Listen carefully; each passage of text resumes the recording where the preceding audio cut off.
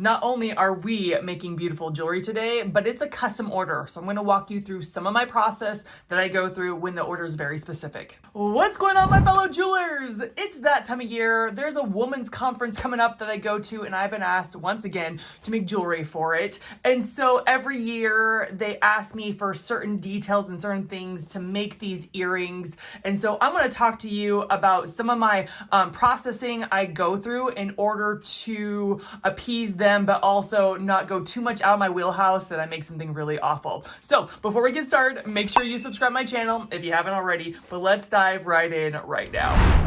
Okay, so we are making these gorgeous wildflower earrings. Oh my gosh, I love these. I'm so excited to make them. They told me that they were worried about the weight of it. There's one of the leaders that her ears are very sensitive, and so weight is a huge thing. They wanted me to go with more of a teardrop, but that would not show all these wildflowers. And so then they asked, well, can you do a lighter frame? And this frame isn't really big enough. You'd only get maybe one flower. And so I came up with a solution. What if for this technique, I don't fill it all the way up? Because usually with this technique in the bezel, I will fill it all the way up to the UV resin, to all the way to the edge, right? So this is how deep it is. It's this deep. I usually fill it all the way. What if I just do a thin layer and then flip it on its back and put this print on the back? So we're gonna try it out.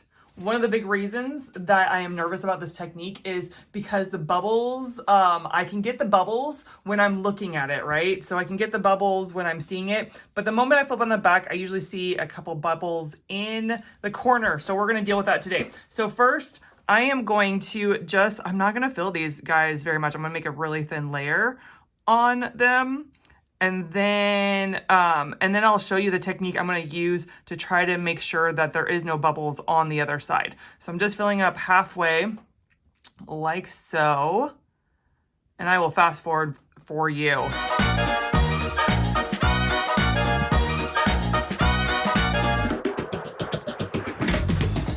Fail number one. I can't believe I failed already. I was going to spray the bottom before I put any resin on with 91% rubbing alcohol. This is a very ugly bottle at this point. 91% rubbing alcohol I was going to spray it with because that takes away the bubbles. I totally forgot. I totally forgot. So we're going to spray them now. And kind of mix around. So I'm gonna do that. I'm even gonna spray my tool because if it's on my tool, it can help dissolve the bubbles. I don't know what it is about rubbing alcohol, but it dissolves bubbles. Again, I'm trying to get the bubbles not to be on the front, right? So this used to be the front. I used to do this, fill it up all the way. It used to be the front. Now the back for me is the front. And I can't believe I forgot to spray already. So what I'm gonna do is I'm gonna poke all the corners because the corners is where the bubbles like to hide. So here's the deal. When it comes to custom orders, people who've never made jewelry, they have all these amazing ideas, right? They're like, you could do this, you could do this, how about this, right? And at the end of the day, they don't always know the techniques or the ins and outs or the do's and don'ts, right? And so you're going to have to kind of reel them in. Now, here's also the deal. There are times I'm like, in my head, there is no way I can do that. There is no way. But I say to them, I will give it a shot. I will try that. And if it doesn't work, then we'll talk some more about a different direction. And I feel when there's custom orders, communication is the best way to go about it, right? You're like, I've never done that before. That sounds like a good idea. Let me try it out and then I'll get back to you. And so if I can communicate with the person, if I have open, clear communication, they're usually very happy at the end of it, right? I feel like when they ask me to do something that I've never done before, it stretches and grows me and I actually love it. At the end of the day, I'm like, wow, like I just learned something I wouldn't have done if they hadn't asked me to do that. So, we're going to cure it. I am going to cure it. I'm going to cure this, and I'm gonna cure them both on the front and the back, and then we will see how many bubbles I have at the end of the day on the back, or now the front. Okay, so I'm so frustrated. I can't believe I forgot to put the spray down first. So I was able to spray the backs of these and they turned out pretty good. There's a few places. These I were not, and there's bubbles all over. So this does work for spraying it first and then putting the resin down to not have the bubbles. But again, I never had to deal with this because look how pretty it is on the usual front. This is what it usually looks like on the front. And this is how I deal with it. Let's go to the next step. We're gonna put the clay transfer paper on. So clay transfer paper, this is what they usually use for clay jewelry and stuff, but I find it works for UV resin. But not all of them do. So I found really great ones that do, like hearts and these, oh my gosh, look at those sunflowers. I love them. But I did order mushrooms because mushrooms are so popular. I ordered these mushroom ones. This is just paper. I was so mad they ripped me off. And then these look like transfer paper, but when I try them out, they don't work. So not all transfer paper work. I don't know why, if they're just not the good quality. You can't really tell till you get them. Order on Amazon because Amazon will take it back no matter what, no matter if you try it out or not. So not all transfer paper works, but I find most do. So we're doing transfer paper. It's just like a tattoo. You know, when you have a kid and you put it on you, you flip it over and you put water down, it's just like that. So now I'm putting transfer paper. I've already cut all of them. I used this as a frame and I marked around it and then cut it, and now they are all ready. I'm excited. I did find that these have bubbles. These ones have bubbles. I might put a layer I already made. I might put a layer of UV resin down, but I'm gonna try the ones with the tiniest bubbles ever and see how they do.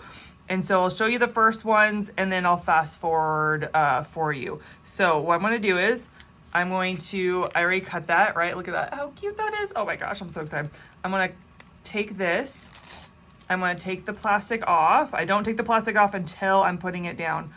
I'm gonna put it down. This is the big part. You have to rub really hard with your hand. If you don't, then sometimes part of it sticks on and part of it comes back off and stuff. And so I have to rub really hard. So then I'm gonna put, it's stuck. It's stuck. I'm gonna put this one down. Lord, may they be the same. I hate when they don't look the same. Okay, gonna put this one down. Oh no, oh no. Nope, it's already on. I feel like I did that crooked. Shoot, I hate when I do crooked. I'm gonna put this one down. I'm gonna rub it really, really, really, really, really, really hard. Rub it really hard. I'm probably overboarding it with how hard I'm rubbing. I'm gonna take some water and a paper towel, and this is just like that tattoo you had when you're growing up, and I'm gonna wet it really a lot, like wet it down until it wants to slide off.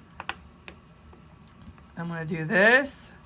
I remember doing this for a nail it or fail it. It was my best nail it or fail it because it was the best results I've ever had and I loved it. Okay, we're gonna see if they'll just slide off. If they won't, I gotta do it some more. Maybe just hold it down. Oh, it's sliding off. Look at that. This makes me happy every time. Hold it down and slide it off. Oh my word, and look at that. I'm so happy. Look at those. Oh, this makes me happy every time. This makes it all worth it. All the pain and sorrow. Now, I know I'm not showing you from start to finish how I'm making these earrings. I do have classes. I have like one off class, you know, it's just one jewelry piece, but I do have a beginner's bundle. If you want to learn how to make UV resin jewelry, I have a beginner's bundle. There's 12 classes, the do's and the don'ts, the cans and the can'ts, all that stuff, plus making jewelry pieces. So you can go check it out on desijewelry.thinkific.com. So now I'm gonna put the rest of them on. I'm gonna fast forward for you. I am gonna try the holy ones and see if it works. If it doesn't, I'll just have to redo it and stuff. Oh my gosh, those make me happy. Okay, fast forward mode, here we go.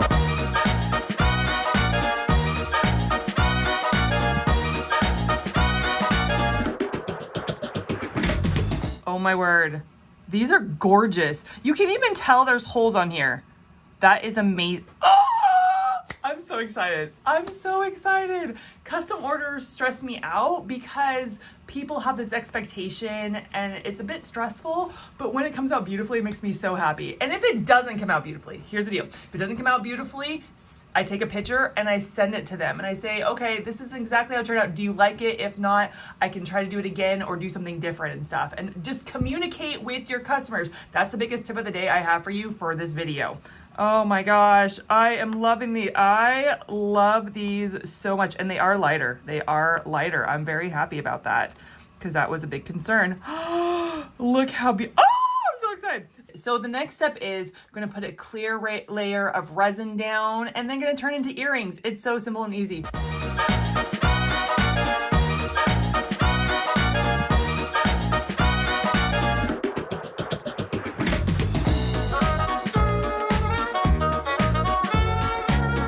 Okay, they are looking good. I am so excited. I'm just gonna show you real quick how to put the earring hook in. Because these loops are facing the way they are, it's not facing this way, all we have to do is put the earring hook in. We're just going to open the earring hook like so, put it on, and go like this, yes. Oh my goodness, these are so cute. I am so excited about this custom order. And they're lighter. I love the fact that they're lighter. I might do this technique from now on because they are lighter and it saves on actually UV resin. So look at that. Oh, how beautiful are these?